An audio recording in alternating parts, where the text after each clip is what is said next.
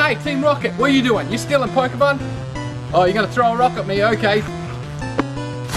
I'm fine, thanks to my Pokeball shield. Hey there, so if you follow my channel, you'll know that I'm building a cosplay of a Pikachu suit of armor, and I recently tested out the shield. Now before I actually built that shield, I ran a poll on Twitter asking people if they wanted a lightning energy shield or a Pokeball shield. Obviously the lightning energy won, but I thought screw it, I'm gonna make a Pokeball shield as well. And I'm gonna show you how. Now this cost me just under $20. It might cost more or less for you depending on what kind of stuff you already have, but let's get started anyway. The first thing I did was get a huge sheet of MDF, which is a type of wood. It's not too hard or too soft for this type of thing, and I probably could have got a smaller one, but that one cost me $6. So what I did was lightly put a nail in the middle and tie a string to a texture, and it allows you to draw a circle a lot easier. I didn't worry about the circle being too perfect because I want this shield to look kind of battle-worn and old, so if it was a perfect circle, it wouldn't make sense. Anyway, I cut that out, and the next step was to make a hole. Now, I bought a small stainless steel serving bowl, and it cost me $2, and it's perfect for the shield boss, which is the thing that goes in the middle of your shield and protects your hand. First, though, I needed to make a hole to fit it in the center. Now, I don't use electric tools in my videos because I know a lot of cosplayers don't have access to them, and I want my videos to be, you know, accessible. So what I did with a hammer and nail was just hammered the shape of the circle, and then I just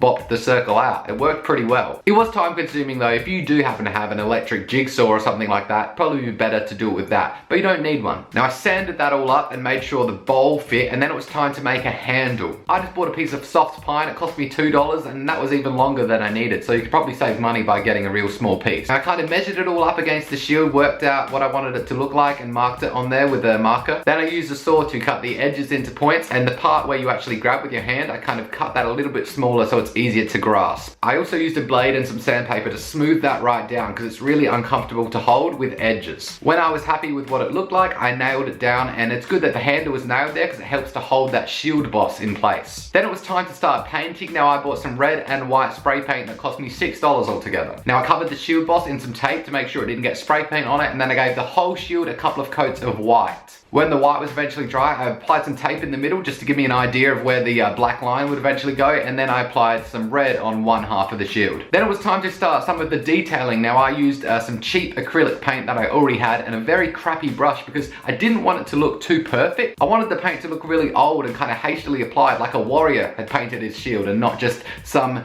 nerdy guy who loves Pokemon doing it in his backyard. Now at this point I decided to also add a strap at the back to assist with holding the shield because it was kind of hard to maneuver it just with the handle. So I bought a really cheap belt for $1. I cut out the bit that I needed, measured it all up and marked it out with a marker, and then I attached it with some nuts and bolts. Now I had to buy these, it cost me $2 for the pack, but I only used 2, and now I've got tons left for other builds that I do in the future. Now it's much easier to hold the shield with that extra belt. It's up to you if you want it or not, but it makes you feel like Captain America, and you're probably gonna wanna do some tricks, which is what I did. That's not essential for the building process, but it is very fun. Then I started to do some weathering, which is really easy. Basically, I just get splodges of acrylic paint and smudge it all around with paper towel. It makes the shield look really old. The last thing I did was spray paint the back of the shield black. Not really necessary. You could probably use the acrylic paint. I had some black spray paint lying around, so I just did it because, I don't know, it just looks better. So that was how I made my Pokeball shield. If you want to see a video of me testing out how strong the lightning energy shield is by throwing a watermelon at it, there'll be a link at the end of the video. Also, follow me on Twitter and Facebook and all of that. See ya! Hey James, you better get out of here now that I got my shield.